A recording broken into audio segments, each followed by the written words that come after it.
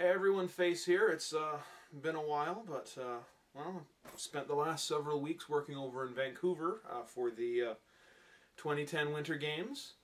But I'm back and ready to get back at it. I'm going to get rid of that because the light's kind of screwing me up. First up, can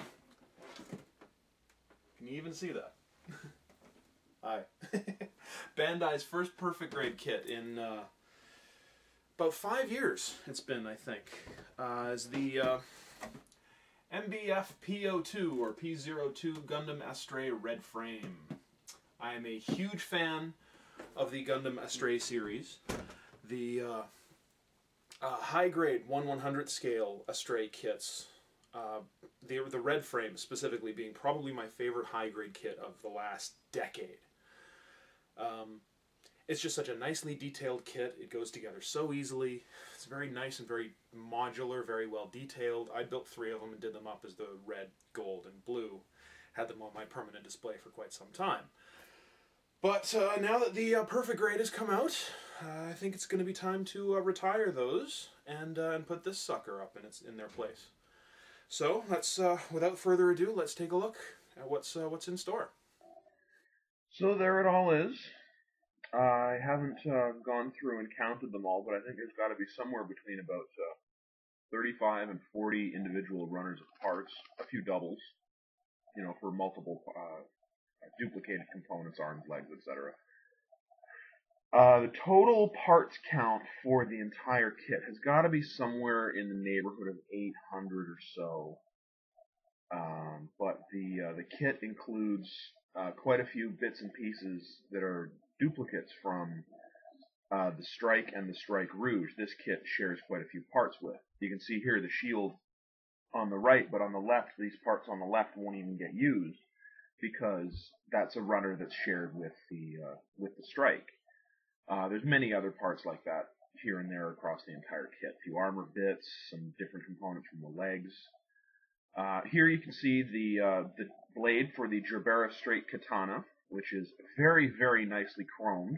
It has, I don't know if you can see it in the video, but it's got kind of a wavy texture along the edge of the blade to simulate a sharp edge, much like a real katana would. But there's numerous other chrome parts on the gold. Here is some of the other parts for the sword. Yeah, see there you can see, fairly close up, you can see kind of the wavy, hazy, sharpened edge to it. Looks really nice. But here's some of the trim parts for the sword, the hilt and the scabbard. Very, very nicely molded. I'm very anxious to get the sword put together because it looks really, really cool. But yeah, some really nice detail, especially on the hilt and the hand grip guard. Over here, these are the chrome pistons for like the hydraulic systems, simulated hydraulics. Nothing much to speak of. The same runner as came with the Strike and the Strike Rouge.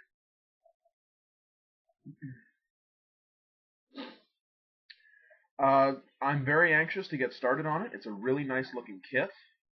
Lots of detail, lots of parts. This will be my first perfect grade kit in probably about 4 years. And I've always enjoyed making them. This will be the first time I'll have done a video of one. So you can see here there's some clear parts, which actually caught me by surprise. I figured the only clear would be the eyes and the various forehead sensors, but there's some additional clear parts here and there. There's also a few die-cast bits. Here you can see one of the beam saber blades,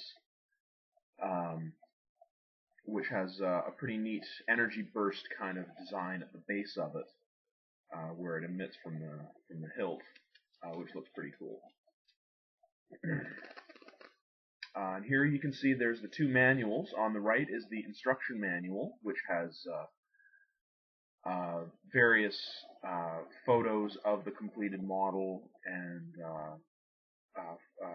you can see it's the naked frame on the left page, while it's fully armed, fully equipped on the right. Some detail shots of, you know, posability, etc. On this page, you can see sort of a design history lineage of the Astray series and various other mobile suits derived from it, or that it is based on itself. Some more design history, etc., etc. It's all in Japanese, so I can't read any of it. And here you can see some pictures of some of the weapon details and some of the option parts that the kit does not have, sadly. And this is where the markings, the decals, etc., are shown where they're applied. The other manual is the actual assembly instructions. It's about 25 pages worth of directions. Very, very detailed, very, very time consuming. Typically a model like this will take me anywhere from 4 to 10 days just to assemble. So yeah, they're pretty time consuming, but still a lot of fun. So yeah, I'll be getting cracking on this in the next day or so, and have some more video for you, hopefully by pretty quick.